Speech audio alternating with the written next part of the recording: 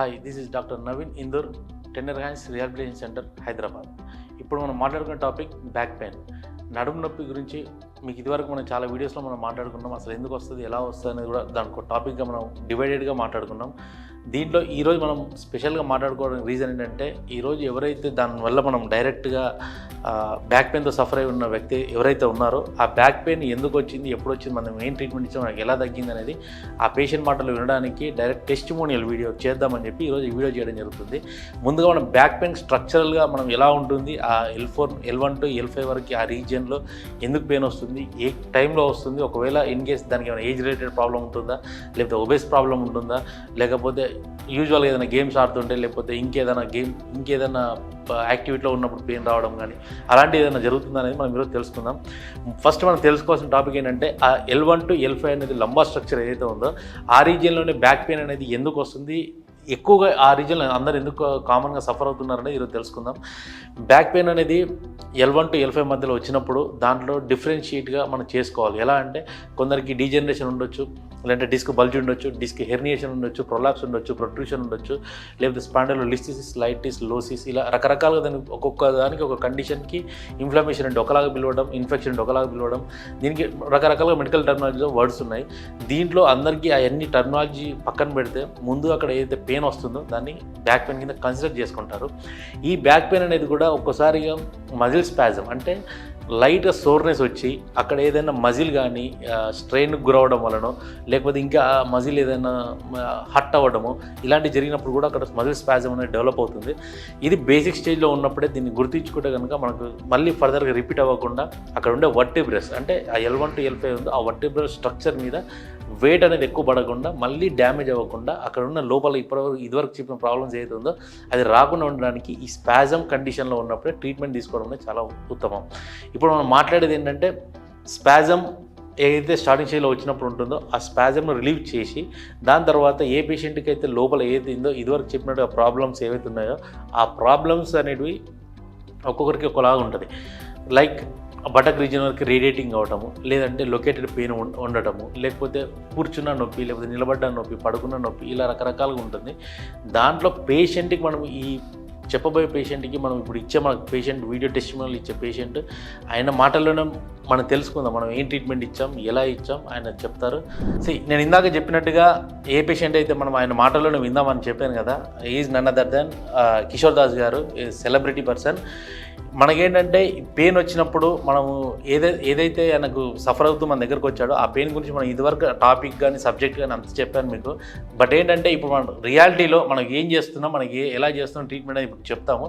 దాన్ని బట్టి తర్వాత ఆయన మాటలు మనం ఫీడ్బ్యాక్ తీసుకుందాం.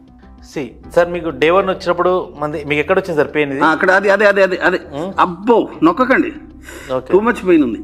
ఓకే, అబ్బో అంతే అదే.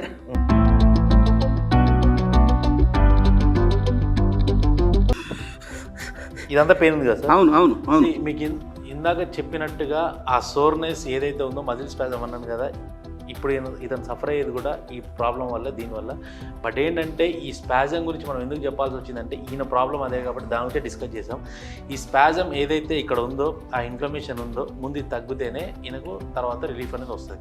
ఇంటర్నల్గా ఈయనకి ఏది కూడా ఈ వర్టిబ్రల్ రీజియన్లో ఉన్న సంబంధించింది కానీ ఏ పెయిన్ కానీ ఎటువంటిది కూడా రేడియేటింగ్ అంటే లైక్ బటక్ రీజియన్లో పెయిన్ కానీ, లేకపోతే నీ జాయింట్ వరకు లాగడం కానీ, కాళ్ళలో లాగడం అటువంటిది ఏమీ లేదు. ముందు ఈ ఇన్ఫ్లమేషన్ తగ్గితే ఆయనకు 100% రిలీఫ్ వచ్చేస్తుంది. ఇప్పుడు ఏదైతే ఇక్కడ పెడుతున్నాను చూడండి, ఇది కరెక్ట్గా వర్టిబ్రస్ దీని పక్కన ఉన్న పారాస్పైనల్ మజిల్ లెవెల్లో ఈ గ్లూటియస్కి ఈ మధ్యలో ఈ పెయిన్ అనేది ఉంటుంది. ఇదే కదా సార్? అవును ఇక్కడ కదా. అదే సార్, ఈ కాలు ఎత్తాను సార్ చిన్నగా పైకి, వితౌట్ ఫోల్డింగ్ ఎత్తండి, ఇది పైకి ఎత్తండి. ఏమైనా పెయిన్ ఉందా సార్? లేదు.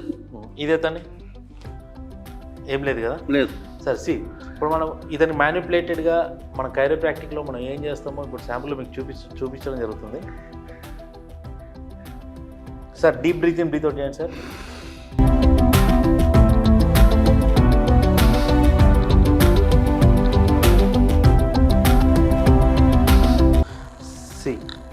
సార్ ఇప్పుడు చూడండి సార్, ఒక్కసారి పెయిన్ అబ్జర్వ్ చేయండి మీరు.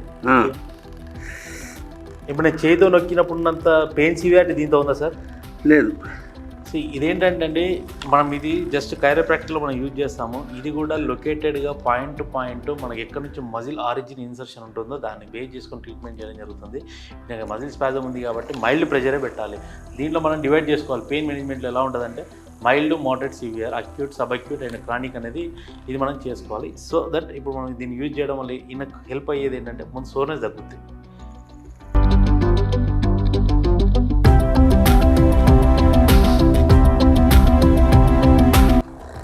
ఇక్కడ ఏం లేదు కదా సార్, మధ్యలో అక్కడే ఉంది. ఇక్కడే కాదు, అది అది మార్క్ చేయరాదు.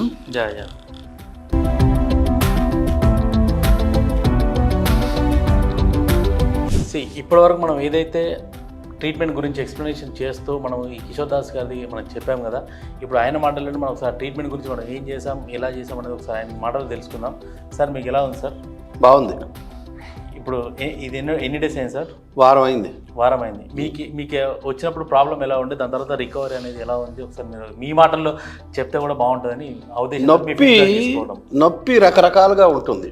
మనం చాచిపెట్టి ఒక మనిషికి ఒక లెంపకాయ కొడితే ఒక నొప్పి ఉంటుంది, అబ్బా అనిపిస్తుంది. కడుపులో నొప్పి వచ్చింది అనుకోండి అనుకుంటాం. కానీ ఆర్థోపెడిక్ సంబంధించి ఏదైనా నొప్పి వస్తే ఎలా ఉంటుందంటే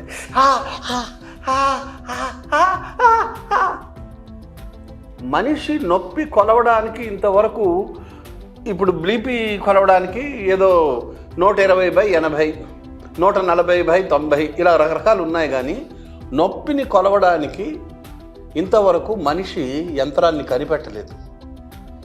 కానీ ఎలాంటి నొప్పినైనా తగ్గించడానికి డాక్టర్లను దేవుడు ప్రవేశపెట్టాడు. నొప్పి తగ్గించగలిగేది ఇద్దరే, ఒకడు దేవుడు, రెండు డాక్టర్ దేవుడు. Thank you Naveen, so much. Thank you sir. నేను మొన్న షిరిడి వెళ్ళి వస్తుంటే రైల్లో విపరీతమైన ఈ నడువు నొప్పితో గిలగిల్లాడిపోయాను. ఇంకా బతుకుతానా, రైల్లో దూకి చచ్చిపోదామా అనుకున్నాను. మొత్తానికి ఏదో ఒక పెయిన్ కిల్లర్ వేసుకుని ఇక్కడికి వచ్చేసాను. ఒక వారం రోజుల పాటు ట్రీట్మెంట్ తీసుకున్నాను, రకరకాల ట్రీట్మెంటు. ఏదో ఒక బంతి లాంటిది పెట్టారు నడుము మీద, అలాగే దరదర ఊగింది. తర్వాత ఏవో ప్యాడ్లు పెట్టారు, ప్యాడ్లలో ఏదో ఒక కరెంట్ ఏదో పాస్ చేశారు. తర్వాత నూనె రాసి ఏదో ఒక ప్రక్రియ చేపట్టారు. తర్వాత వేడి కిరణాలను పంపించారు, దీపాలన్నీ ఆర్పేసి వేడి కిరణాలను పంపించి రకరకాల మీరు ఏదో ఇన్ఫ్రారెడ్ ల్యాంప్, ఏదో కైరోప్రాక్టిక్ మ్యానిపులేషన్స్, MFR, EIR ఇవన్నీ ఒక ట్రీట్మెంట్లో సరే ఆ పేర్లు అయితే నాకు తెలియదు. కానీ అవన్నీ ఒక వారం రోజులు చేయడం వల్ల నేను ఈరోజు ఇప్పుడు ఎంతో హాయిగా ఉల్లాసంగా ఉన్నాను, మా డాక్టర్ దేవుడు నవీన్ వల్ల. Thank you Naveen, thank you so much. Thank you so much sir.